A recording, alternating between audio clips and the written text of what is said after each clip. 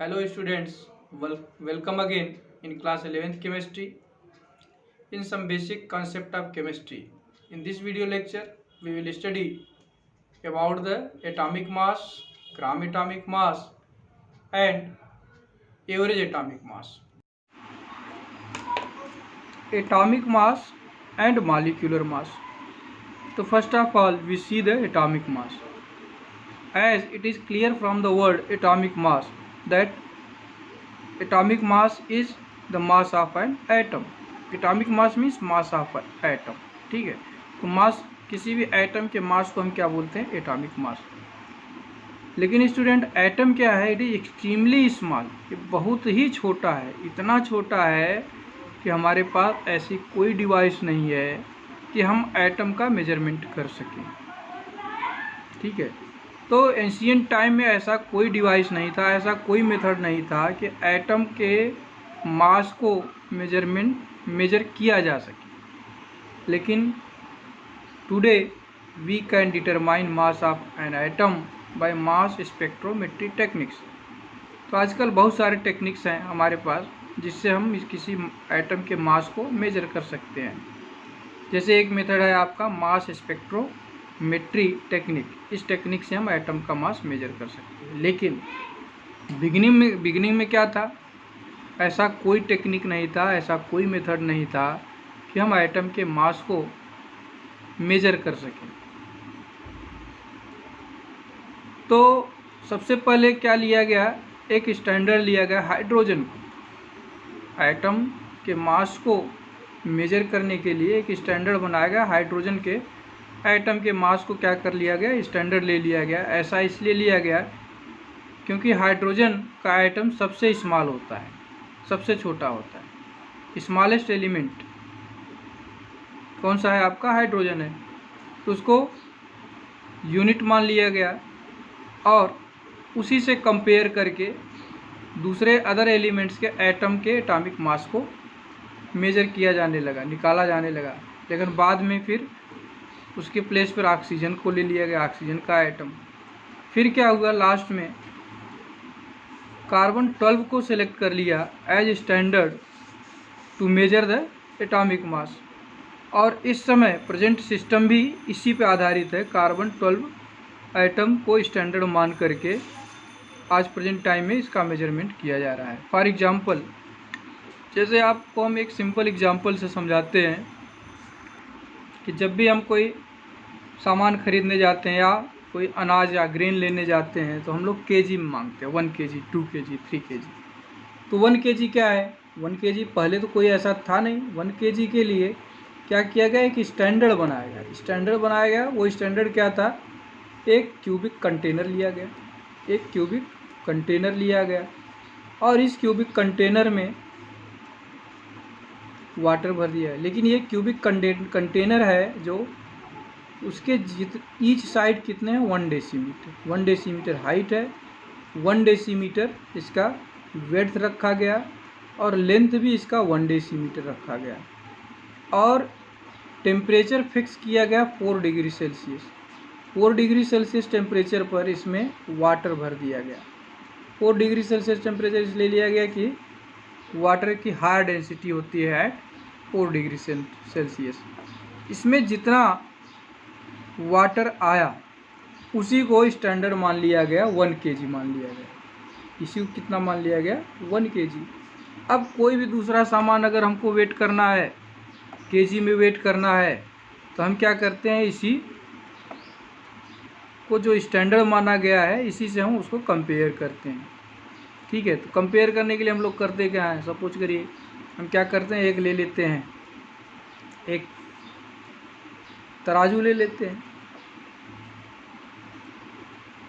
ठीक है, एक तराजू ले लेते हैं और इसी पर जिस किसी दूसरे सामान का वेट हमको निकालना है, एक तरफ तो आपका स्टैंडर्ड रख लेंगे, standard 1 kg।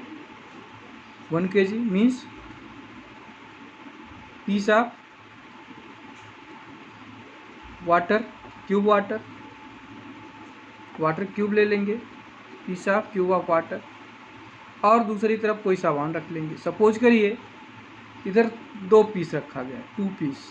Of cube of water, और ये इक्वल हो गया, तो इसका वेट कितना हो जाएगा 2 kg। Means the substance is 2 time heavier than the 1 kg water. जो 1 kg वाटर का पीस लिया गया उसका 2 टाइम हैवियर है, तो ये क्या आ जाएगा 2 kg। इसी तरह से कार्बन 12 एटम का 1/12 को स्टैंडर्ड मान लिया गया। फॉर एग्जांपल अगर हम देखें, जैसे एटॉमिक मास ऑफ नाइट्रोजन अगर कंपेयर किया गया तो ये आया atomic mass of nitrogen is 14 time heavier than 1/12 of mass of carbon 12 atom. Means 14 into 1/12 of mass of carbon atom. इसी तरह से atomic mass of oxygen, oxygen का एटॉमिक मास जब कंपेयर किया गया तो आया 16 time heavier than 1/12 of mass of carbon 12 atom. Next लिया गया, सपोज करिए सोडियम का एटॉमिक मास निकालने के लिए कंपेयर किया गया तो atomic mass of sodium atom will be equal to 11 time heavier than 1/12 of the mass of the carbon atom. तो अब आप देखिए इन तीनों में कॉमन है आपका 1/12 of mass of carbon atom, 1/12 of mass of carbon atom, 1/12 of mass of carbon 12 atom. तो students ये देखा गया कि जब हम कार्बन 12 को स्टैंडर्ड मानते हैं तो जितने भी एलिमेंट हैं उनके एटम का एटॉमिक मास कितना आ रहा है, कंपेयर करने पे एक होल नंबर में आ रहा है। कितना आ रहा है, एकदम एक होल नंबर्स में आ रहा है। उसके साथ साथ ये जैसे 14 into 1/12 of mass of carbon 12 atom, अगर एटॉमिक मास ऑफ नाइट्रोजन को लिखना होगा तो इतना हमको लिखना पड़ेगा। तो इस फैक्टर को जो इतना ये कॉमन है 1/12 of mass of carbon 12 atom, इसको एक नया नाम दे दिया गया AMU, एटॉमिक मास यूनिट। तो अब जैसे एटॉमिक मास ऑफ नाइट्रोजन अगर लिखना हुआ तो क्या लिखते हैं direct 14 AMU, means 14 atomic mass unit, क्योंकि ये 1/12 of mass of carbon 12 atom ये क्या है, यूनिट है। एटॉमिक मास का क्या है, ये यूनिट है, इसलिए इसको डायरेक्ट लिखना शुरू कर दिए एटॉमिक मास ऑफ यूनिट। तो इस तरह से 1 एटॉमिक मास यूनिट को भी हम डिफाइन कर सकते हैं। What is 1 atomic mass unit? 1 atomic mass unit is equal to, यही आप लिख देंगे 1/12 of mass of carbon 12 atom. लेकिन आजकल क्या करते हैं, today AMU means atomic mass unit has been replaced by U। AMU के स्थान पर हम क्या लिखते हैं, डायरेक्ट U लिख देते हैं। U मीन्स होता है यूनिफाइड मास, U मीन्स यूनिफाइड मास। तो स्टूडेंट्स उम्मीद करता हूँ आपको ये टॉपिक समझ में आ गया होगा। It has been calculated that 1 atomic mass unit is equal to 1.66056 into 10 to the power 20 10 to the power minus 24 gram. Means ये 1 एटॉमिक मास यूनिट ग्राम में कितना होगा ये कैलकुलेटेड है, इसको कैलकुलेट कर लिया गया है कि it is equal to 1.66056 into 10 to the power minus 24 gram. तो इस तरह से अगर हम mass of an atom of hydrogen के मास को अगर हम देखें तो ग्राम में हाइड्रोजन का जो मास होता है वो होता है 1.6736 into 10 to the power minus 24 gram. ये हाइड्रोजन का एटॉमिक मास है इन ग्राम। तो इसको अगर हमको एटॉमिक मास यूनिट में कन्वर्ट करना हो तब क्या हो जाएगा, तो mass of an atom of hydrogen in atomic mass unit will be equal to, hydrogen के एटॉमिक मास को जो ग्राम में है उसको डिवाइड कर देंगे इस वैल्यू से, 1 AMU इक्वल टू जितने ग्राम है इससे अगर हम डिवाइड करेंगे तो हमारा AMU में कन्वर्ट हो जाएगा। मीन्स हम क्या करेंगे, इसको डिवाइड कर देंगे। मीन्स जो हाइड्रोजन का ग्राम में एटॉमिक मास है 1.6736 into 10 to the power minus 24 divided by 1 atomic mass unit means 1.66056 into 10 to the power minus 24। Divide करने पर जो वैल्यू आएगी वो आ जाएगी आपका एटॉमिक मास यूनिट में 1.0076 AMU, या इसको हम लिख सकते हैं 1.0080 AMU, क्योंकि ये 8 है तो 8 को हम यहाँ से हटाएंगे तो 7 का क्या हो जाएगा, 8 हो जाएगा।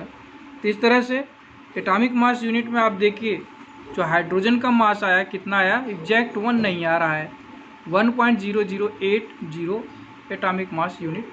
ये आ गया आपका हाइड्रोजन का एटॉमिक मास। नेक्स्ट टॉपिक है student gram atomic mass. What is gram atomic mass? तो इट इज़ वेरी सिंपल। जैसे gram atomic mass means atomic mass in ग्राम।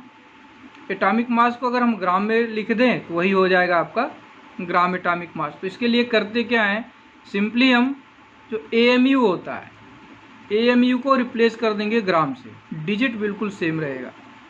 जितना एटॉमिक मास किसी भी एटम का एटॉमिक मास यूनिट में होगा, AMU में होगा, उतना ही ग्राम वो उसका ग्राम एटॉमिक मास होगा। मीन्स AMU को किससे रिप्लेस कर देंगे, ग्राम से। Means when the mass of an atom is represented in gram and it is simply obtained by replacing AMU by gram from the atomic mass of an atom। Example आपको मैंने दिखा दिया है कि जैसे atomic mass of oxygen, oxygen का atomic मास कितना होता है 16 एटॉमिक मास यूनिट, 16 AMU। तो अब जैसे ग्राम एटॉमिक मास लिखना हुआ ऑक्सीजन का, तो क्या करेंगे, AMU को हटा करके यहाँ ग्राम लिख देंगे, हो गया ग्राम atomic mass. That is very simple. इसमें आपको कुछ करना नहीं है। एटॉमिक मास यूनिट में अगर किसी एटम का मास आपको पता है तो जो उसका यूनिट है एटॉमिक मास यूनिट, उसको हटा करके ग्राम लिख देंगे तो उसका हमको ग्राम एटॉमिक मास पता चल जाएगा। नेक्स्ट टॉपिक है स्टूडेंट्स एवरेज एटॉमिक मास। तो आपने एटॉमिक मास देख लिया, ग्राम एटॉमिक मास देख लिया, अब एक नया टर्म आ गया एवरेज एटॉमिक मास। तो स्टूडेंट होता क्या है, बहुत सारे नेचुरल एलिमेंट्स हैं जिनके कई आइसोटोप्स नेचर में पाए जाते हैं। आइसोटोप्स आपको पता है, isotopes are the atom of same element having same atomic number but different atomic masses। इसको आपने क्लास 10th में पढ़ा हुआ है, आइसोटोप्स, आइसोबार। तो जब किसी भी एलिमेंट के आइसोटोप्स नेचर में पाए जाएं तो उस कंडीशन में हम क्या करते हैं, जितने भी आइसोटोप्स हैं सारे आइसोटोप्स के एटॉमिक मास का एवरेज निकाल लेते हैं और उसी को हम बोलते हैं एवरेज एटॉमिक मास। ठीक है।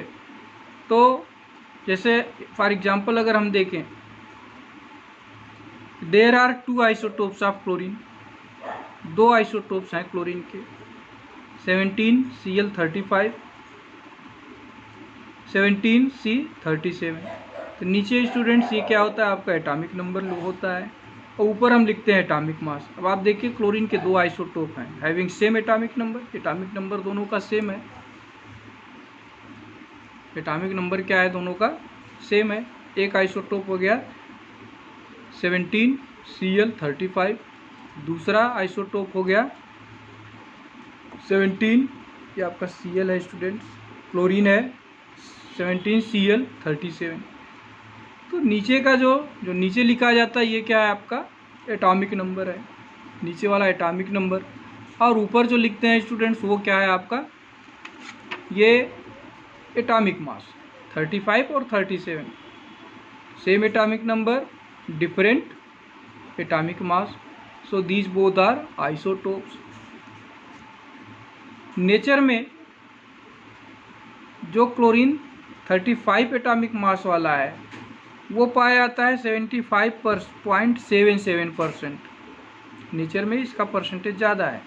35 एटॉमिक मास वाले क्लोरीन का परसेंटेज कितना है, 75.77%। और जो 37 एटॉमिक मास का क्लोरीन है आइसोटोप, उसका परसेंटेज कितना है, 24.23%। तो अगर इन दोनों का रेशियो हम देखें कि जो नेचर में किस रेशियो में प्रेजेंट है, 3:1 के रेशियो में प्रेजेंट है। तो अब क्या करेंगे, जब क्लोरीन का हमको एटॉमिक मास लिखना होगा तो दिक्कत ये आए कि 35 को लिखा जाए कि 37 को लिखा जाए।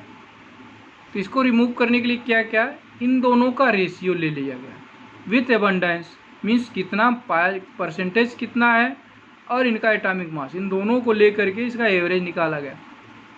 तो एवरेज निकालने के लिए क्या किया गया, average of atomic mass of chlorine. Means हम यहाँ क्लोरीन की बात कर रहे हैं, तो क्लोरीन का जो एटॉमिक मास आएगा वो होगा equal to 35 atomic mass 35 into इसका तो रेशियो ज़्यादा है, जितना रेशियो है उतना कर देंगे इंटू 3 रेशियो में पाया जा रहा है, प्लस 37 और रेशियो कितना है 1, तो 37 मल्टीप्लाइड बाई 1 डिवाइडेड बाई इन दोनों रेशियो को ऐड कर देंगे 3 + 1 = 4। इस तरह से जब हम इसको सॉल्व करते हैं तो आता है 35.5 AMU। तो ये जो क्लोरीन का एटॉमिक मास है ये क्या है आपका एवरेज एटॉमिक मास है। क्या है आपका एवरेज एटॉमिक मास। तो स्टूडेंट्स जब भी किसी एलिमेंट के आइसोटोप्स नेचर में पाए जाते हैं तो ऐसे एलिमेंट्स के लिए हम एवरेज एटॉमिक मास कैलकुलेट करते हैं और एवरेज एटॉमिक मास को ही यूज किया जाता है। और जो आइसोटोपिक फॉर्म में नहीं है उनका तो एवरेज एटॉमिक मास होता नहीं, उनको हम सिंपली एटॉमिक मास बोलते हैं। तो I hope that each topic is clear for you and you understand well.